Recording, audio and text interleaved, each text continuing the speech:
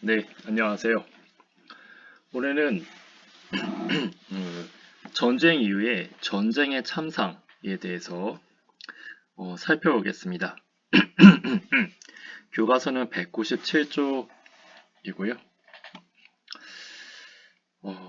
일단 전쟁 때 사람들이 이제 많이 죽었잖아요. 살상이라는 것은 죽을 사야도 썼지만 상은 이제 다칠 상이거든요. 그래서 죽고 다치거나 근데 다쳐도 여러분 그 영화 같은 데 보면 다리가 그쵸 못 쓰게 되거나 팔을 못 쓰게 되거나 그렇게 심각하게 다친 거죠. 그런 이유는 이제 아무래도 전쟁에서 여러분 탱크라든지 미사일이라든지 그쵸. 그래서 그런 살상 무기 사람을 죽이고 다치게 하는 것을 이제 굉장히 많이 만들었어요. 그래서 대량 살상 무기가 사용되어서 어, 무차별 공습이 일어났다. 그러니까 시도 때도 없이 그쵸? 랜덤하게 그 공격과 습격을 한 거죠. 1차 세계대전에서는 독가스 등을 이제 이용했고요. 2차 세계대전에 이제 원자폭탄, 오펜하이머라는 영화가 나왔잖아요, 작년에. 그래서 한 15만 명인가? 그 한 번 터져가지고 그렇게 많이 한 번에 대량으로 이제 사람이 죽었죠. 대량 살상 무기잖아요. 그리고 또 전쟁 기간이 좀 그쵸? 한 1, 2년이 아니라 2차 세계대전은 거의 6년 동안 있었죠. 만 6년 동안 그쵸? 1차는 5년 동안. 그러면서 이제 이 전쟁이 군인만 죽인 게 아니라 그냥 민간인까지도 그냥 죽었잖아요. 또한 독일 같은 경우에는 런던 있죠. 영국 거기에 이제 수도에 이렇게 무차별하게 그 비행기가 가가지고 이제 폭탄을 떨어뜨렸어요. 그러니까 민간인도 죽었겠고, 그쵸? 일본도 사실 그 중일 전쟁 때 중국에게 그런 독일과 같은 이제 그런 공격을 했습니다. 그리고 또 한편 독일도 그리고 일본도 연합군의 공격을 받아서요. 그 도시 자체가 그냥 거의 땅만 남은 수준. 그러니까 거의 구석기로 되돌아갔다? 이런 표현을 이제 하는 거죠. 건물이 다 사라졌으니까요. 또한 홀로코스트라는 게 있어요. 홀로코스트. 홀로코스트는 이제 그 희생양, 신에게 바치는 희생양, 이런 의미가 있어요. 홀로코스트라는 게. 근데 이제 일반적으로는 독일이 유대인을 그냥 죽인 거죠. 그렇죠? 굉장히 많이 죽였죠. 이해 맞나 모르겠지만 600만 명, 교과서에서도 이렇게 나와 있는데 굉장히 많은 유대인들을 이제 죽였습니다. 일단은 그냥 죽인 건 아니고 노동을 시켰어요. 그래서 그들이 유대인을 원래 처음부터 죽이려는 건 아니었고 그들을 이제 이용해서 전쟁에 활용할 수 있는 인력으로 하려고 했었는데 나중에는 이제 그냥 다 제거하는 방향으로 그렇게 이제 결정이 나가지고요. 일단 노동시키고 노동을 못하면 이제 가스실에 들어가지고 이제 죽게 하는데 그 바퀴벌레 제거하는 그 치클론 B라는 가스를 이제 개량해가지고 그걸로 이제 사람을 이제 죽인 거죠. 원래는 이제 되게 좋게 얘기해요. 니네가 수용소 들어가기 전에 먼저 목욕을 해야 된다 하면서 그 저항을 최대한 줄이게 하는 거죠. 그래서 들어가게 한 다음에 옷을 다 벗었을 거 아니에요. 그러니까 그대로 그들은 이제 시체가 돼서 나와서 이제 제거되는 거죠. 인간으로서 굉장히 끔찍한 일을 저질렀죠. 그래서 이거는 반인류 범죄에 이제 해당된다고 합니다. 그 아우슈비츠 수용소에서 이제 가장 대표적인데 사실 이거 말고도 수용소가 되게 많더라고요. 굉장히 많습니다. 일본은 그 30년대 이제 만주 사변이 31년, 그다음에 37년에 중일 전쟁 이렇게 해서 이제 일본이 이제 동아시아에서 전쟁을 일으켰고 그다음에 41년에는 미국의 진주만을 이제 공습하잖아요. 태평양 전쟁이 가지고. 그렇죠? 그래서 일본도 만만치 않았다. 난징 대학살이라는 게 있어요. 거기, 그러니까 민간이 한 20만 명인가? 그것도 이제 다 통계마다 다른데, 이제 심심풀이로 사람을 죽이고, 내기하고, 어린아이에도 잔혹하게 죽이고, 끔찍한 범죄를 저질렀습니다. 현장 속으로. 폭격으로 폐허가 된 독일의 도시. 내가 본 광경들은 너무나 처참해서 제대로 묘사할 재주가 없다. 시체, 시체, 시체, 어디에나 시체였다. 수천원 새까맣게 탄 시체도 있었다. 무더기로 엉켜있는 시체들도 있었다. 돌너미 사이로 팔, 머리, 다리, 깨진 두개골이 비죽히 나와 있었다. 생존자 마르가레트 프라이어의 증언.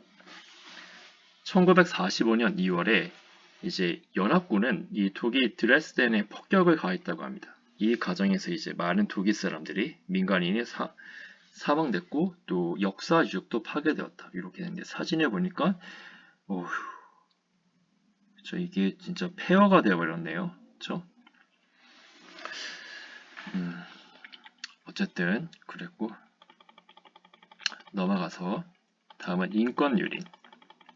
인권은 인간이 걸리는데 유린, 짓밟혔다라는 뜻이죠. 유린되었다는 것은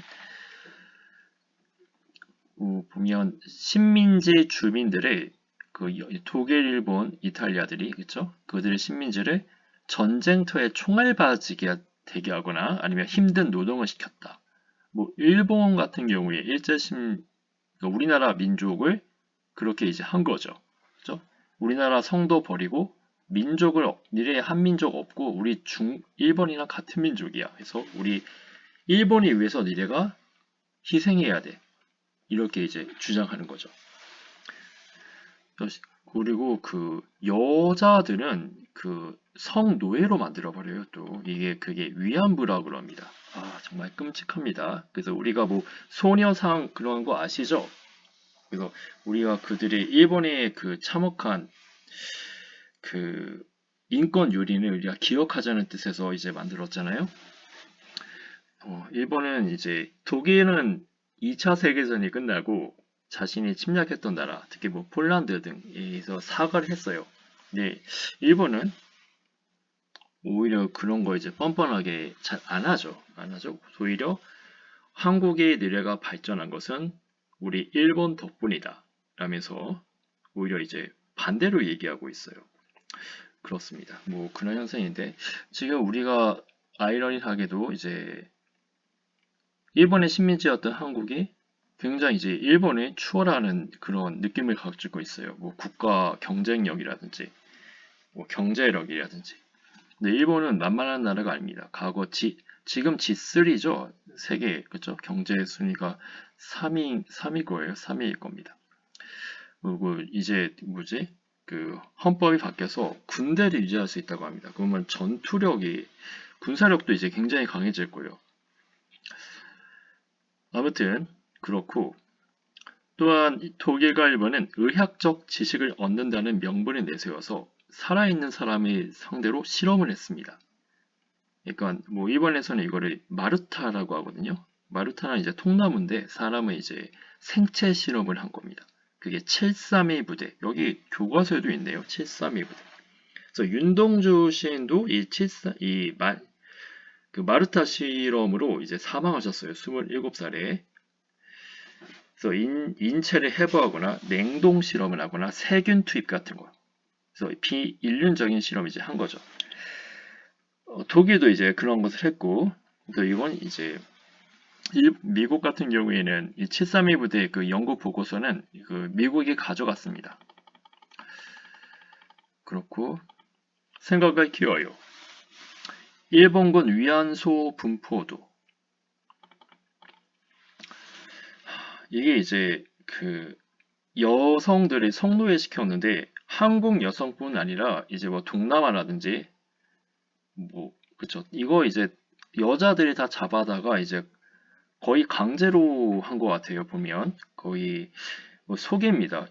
이건 그 당시에 일제시대니까 그 관공서 같은 데서 여자들에게 뭐라고 해요? 그러니까 이게 정확한 나이는 모르겠는데 14세 또 16세 이상이면 다 해당되는 걸로 알고 있어요. 그래서 뭐 일자리 취직을 시켜주겠다. 그래서 여기 와라. 그러면 이제 트럭에 태워가지고 어디 보내요. 보시면 지도에 보면 우리 전쟁이 주로 중국에서 일어났죠. 그렇죠?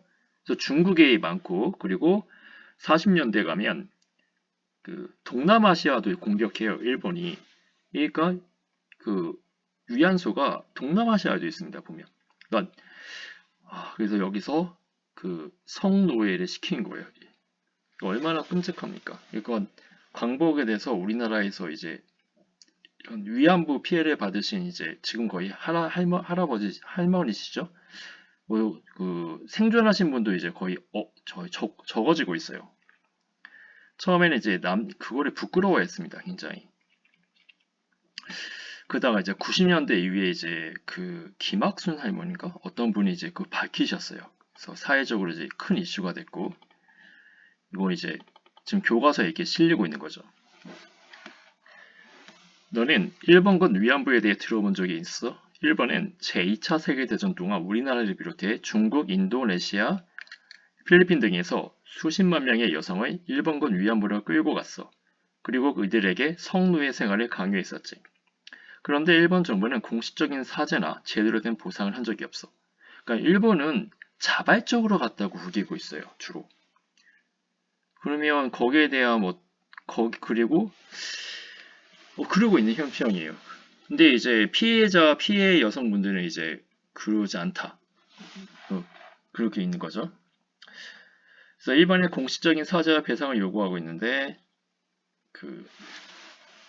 이제 지지 불면하다고 하나? 아직 그렇습니다. 이게 일본이 죄송합니다. 그러면서 이제 사죄하고 그거에 대한 보상 이런 건 없습니다.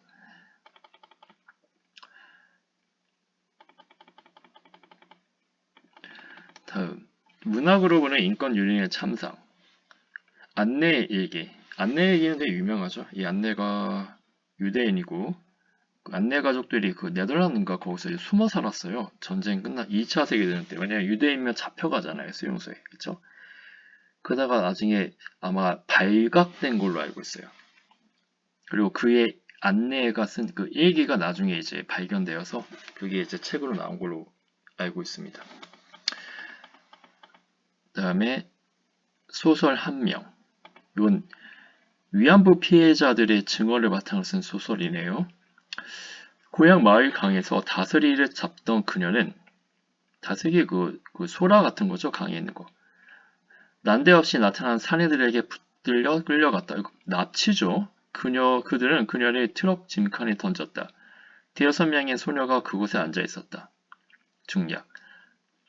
그녀는 소녀들이 나누는 이야기를 들었다. 나는 간호사 시켜준다고 해서 갔다. 나는 야마다 공장에 실프러 갔다. 그건 즉 소개시켜준다고 얘기하는 거죠.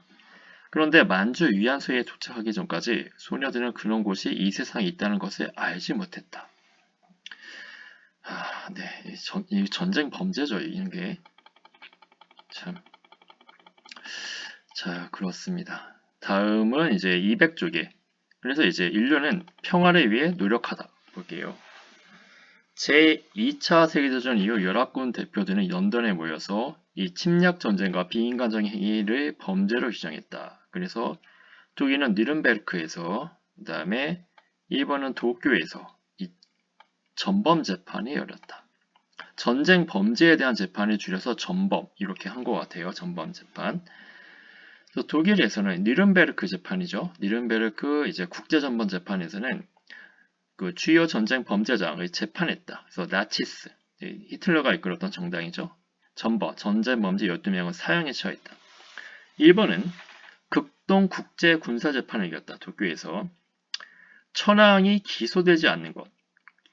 천황을 기소하지 않았어요. 그러니까 천황이 원래 전쟁 전범이잖아요. 어떻게 보면 천황의 지시로 일본 사람들이 전쟁이 움직였으니까 그렇죠. 근데 일본 사람들이 천황은 일본의 어떤 그 대표격 신 같은 존재예요. 일본의 일본 역사에서 설명했는지 모르겠지만 천황은 이제 신의 후예입니다. 그래서 이 천황을 죽이면 일본의 그 어떤 자존심이 사라진다고 이제 보았기 때문에 이제 그 우익들이 완전 이걸 말렸어요. 이거 말렸고 그래서 그 당시에 6.25 전쟁이 터지면서 일본의 가치가 이제 높아졌어요. 당시에 일본을 이용해서 그 공산주의랑 대결하기 위해서는 일본의 협력이 필요했죠. 그래서 미국과 이제 그 거래를 한 겁니다. 그래서 일본 천황은 기소되지 않아요. 그리고 전번 그 재판도 그 사형도 원래 숫자보다 줄여줍니다. 그러니까 일본은 운이 좋았죠, 굉장히. 각국에서는 전쟁 기록을 담긴 박물관이 세워졌다. 네. 그 독일 같은 데서 이제 이런 거 되게 기억 메모리얼 뭐 이런 박물관이 잘 만들어놨어요. 그래서 우리 독일은 다시는 이런 짓을 하지 않겠다. 이런 것을 매년 이제 얘기합니다. 아무래도 독일은 그 유럽의 중앙부에 있다 보니까 이런 걸 하지 않으면 그 왕따를 할 가능성이 되게 높아요. 독일 같은 경우에. 근데 일본은 이제 미국의 지지를 얻어가지고 그런 거 이제 안 하는 거죠. 왜냐하면 그때 당시 과거에 그죠? 그때는 뭐 1950년대 이전에 전후에는 공산주의하고는 냉전 체제였기 때문에 거의 관련이 없었잖아요. 무역도 안 했고, 그렇죠? 중국과 우리가 교역한 것은 노태우 대통령 때거든요. 90년대. 그러니까 전쟁이 끝난 45년부터 90년까지는 교류를 하지 않았어요. 그러니까 상관이 없는 거죠. 일본 입장에서는. 대한민국은 국력이 너무 약했고 또 생각을 키워요. 니른베르크 재판. 그래서 독일 니른베르크에서 그 전쟁 파괴죄, 민간인에 대한 비인간적인 행위를 반인륜 범죄를 이런 게 도입됐다. 그래서 유대인을 죽였다라고 한 사람은요, 원래 범죄를 저질러도 15년 동안 안 잡히면 그 죄가 기소유예인가? 그래서 풀어줘요. 근데 이 반인륜 범죄는 그런 게 없습니다. 평생 갑니다. 그래서 아르헨티나에서 아이만이라는 사람이 있는데 이 사람이 그 수용소에서 독가스 버튼을 눌렀던 사람이에요. 책임자였단 말이에요. 근데 이 사람이 자기가 나치에 합력했다는 것을 싹 이제 지우고 아르헨티나에서 이제 일하다가 그 아들이 자기 여자친구인가 누구에게 친구들에게 자기 아버지가 과거에 그 유대인 죽인 사람이다라고 이제 얘기했다가 그걸 신고받은 거예요. 그래서 그 유대인들이 나라 만드는 데가 이제 어디지? 이스라엘이죠. 이스라엘에 이제 비밀 그 조직이 있어요. 그 모사드라고 첩보 조직이 그 모사드가 체포합니다. 아이만을. 그리고 아이만을 잡아다가 재판이 했는데 아이만은 자신이 죄가 없다고 주장했어요. 자기는 옆에 있네 자료 위반해요. 그쵸? 아이만. 이 사람은 유대인 학살은 국가 명령에 따른 결과입니다. 그러니까 자기는 공무원이기 때문에 위에서 명령했기 때문에 저는 이게 버튼을 눌러서 죽인 거지 제가 죽인 게 아니에요. 이렇게 이제 주장한 거예요. 그쵸? 이렇게 한 거예요. 그래서 아니 왜 당신은 이거를 판단할 그게 없냐 사람으로서 이게 잘못됐다는 것을 알면서 왜 했냐. 그래서 이 사람은 사형받았습니다. 그래서 여기에 대한 책이 있어요. 이 아이만의 책. 그래서 악이라는 것은 평범하다. 뭐 그런 악의 평범성 이런 걸 주장하는 그 책이 있습니다. 그러니까 우리가 뭐 만화 영화나 동화 보면 악은 되게 악마 막 이런 거 생각하잖아요. 근데 평범한 사람도 쉽게 잘못된 행동을 할 수 있다. 뭐 이런 거 이제 밝힌 책으로 이제 알고 있습니다. 다음 평화 유지를 위한 노력. 2차례의 세계대전으로 엄청난 피해를 입었죠. 그래서 근데 1차 세계대전 끝나고도 사실 평화를 위해서 노력을 안 했던 건 아니에요. 그래서 제노바 회의, 노카누로 회의 뭐 이런 걸 통해 가지고 이제 서로 했지만 결국 히틀러나 이제 무솔리니 같은 사람들, 일본 같은 사람은 세계대 공황으로 자신의 나라가 진짜 어려워지니까 그런 거 다 필요 없고 자국 중심으로 나간 거잖아요. 전체주의라는 것이. 그래서 이걸 좀 조정해야 할 필요가 생긴 거죠. 그래서 이제 국제연합이란 걸 만듭니다. 국제연합은 강제성을 띄어요. 이제 국제연맹보다 국제연맹. 국제연맹은 강대국이 이제 불참했죠. 미국 등이. 그리고 군사적 제재가 없었는데 이건 이제 그걸 맞는 거예요. 그래서 어떤 나라가 잘못된 행동을 하면 이제 말릴 수 있는 어떤 그런 물리적인, 그죠? 또는 경제적 규제. 경제적 규제는 국제연맹도 있었고, 어쨌든 그래서 평화유지군이 있어요. 유엔군이죠. 국제연합 평화유지군. 그래서 전문기구를 많이 두었다. 한편 원자폭탄 위력을 경험한 사람들이 핵무기 반대 운동을 펼쳤다. 이런 것도 이제 볼만한 이제 일이죠. 그래서 핵무기가 있는 한 서로 전쟁이 일어나면 다 죽는다. 뭐 이런 일이 이제 이런 것이 있기 때문에 서로 조심해야겠다. 이런 것이 이제 나타나서 미국과 소련이 가장 많아요. 핵무기는. 그래서 그 둘은 이제 전쟁을 안 합니다. 웬만해서는. 그러면 하면 이제 이 세계가 멸망할 수도 있다고 본 거죠. 하도 이제 핵무기가 많다 보니까. 그리고 그들은 다른 나라들이 핵무기 만드는 걸 이제 반대하게 해요. 특히 70년대 이후에 핵무기 이제 확산 금지 조약이라는 걸 만듭니다. 그래서 우리나라는 이제 세계 나라에서 이미 핵을 만드는 나라는 이제 어쩔 수 없고, 뭐 프랑스, 영국, 중국, 그렇죠? 근데 이제 인도 그다음에 인도 옆에 파키스탄 그것도 만드는데 이제 북한이 90년대부터 이제 그게 의심이 받았어요. 핵무기 만드는 게 아니냐. 근데 지금 이제 있다 이제 그렇게 됐잖아요. 아무튼 뭐 그런 상황입니다. 홀로코스트, 아우슈비츠 수용소 여기서 이제 강제 노동시키고 쓸모 없어지면 독가스로 죽이고, 그렇죠? 그래서 여기 보면 죽은 사람이 약 400만 명으로 추산된다. 죽은 사람의 장신구나 금리는 금괴를 만들고 머리카락을 모아 카펫을 짜는 행위도 벌어졌다. 정말 사람을 그냥 소모품으로 본 거죠. 이제 원자로 본 거죠. 이게 물질로. 그렇죠? 어떻게 근데 유럽은 기독교 나라잖아요. 하나님을, 그죠? 하나님, 예수를 믿는데 사람이 어떻게 이렇게 볼 수 있는가? 여기에 대해서 이제 굉장히 과학기술 어떻게 보면 한계입니다. 이런 점이. 그다음에 난징, 중국인들. 여기 일본 장교가 서 있죠? 그렇죠? 여기 많은 사람들이 이게 죽어 있고. 그래서 중국인을 대상으로 병사들이 총검수 훈련을, 이게 뭡니까 진짜. 네.